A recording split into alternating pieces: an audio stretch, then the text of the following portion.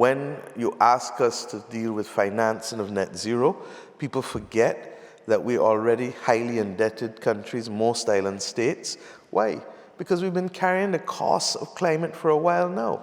And we're carrying the cost of the G7, formerly G8 countries, industrialization on our balance sheets, and it's wrong. And nobody's making the room to ensure that we get access to grants. We can't borrow if we have no fiscal space easily, and the cost of borrowing is also prohibitive.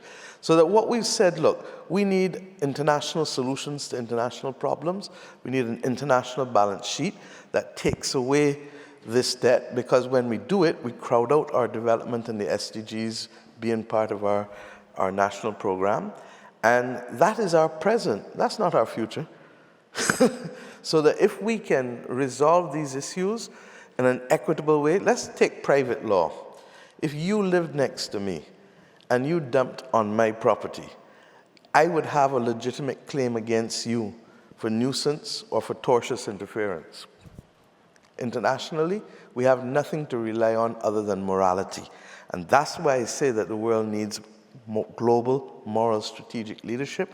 And that's why I say that ordinary citizens ought now to demand, because while we in the islands are the canaries, you are soon going to be the victims of that. Which country is hit by a hurricane every year? Do you know? The United States of America. Every year. It's just different states. Barbados is that country where modern racism in the Americas started, when the British literally settled in the 17th century. In 1661, the parliament which I lead passed the heinous slave code that spawned other slave codes here in the US, either directly mimicked or in part indirectly. And we feel that we have a moral obligation to be able to start to deconstruct the racism in all of its forms. It doesn't only come in laws that are still there, but it also comes in ways in which people undermine democracy, in ways in which people prevent people from voting, in ways in which people make judgments about people because of color or race. And we've got to work hard to deconstruct it.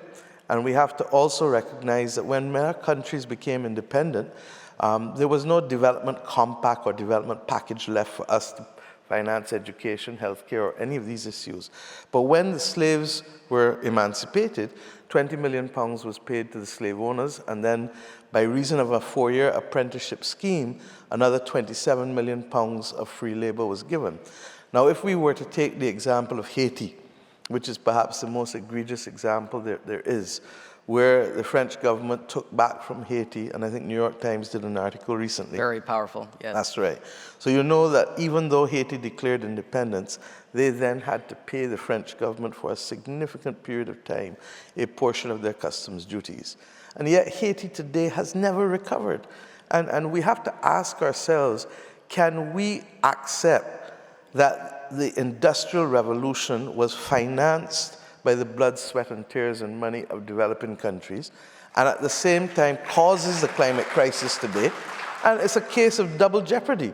So we had the wealth taken from us, and now we are facing the consequences of that wealth's impact on the Earth's climate. It's wrong, just simply wrong.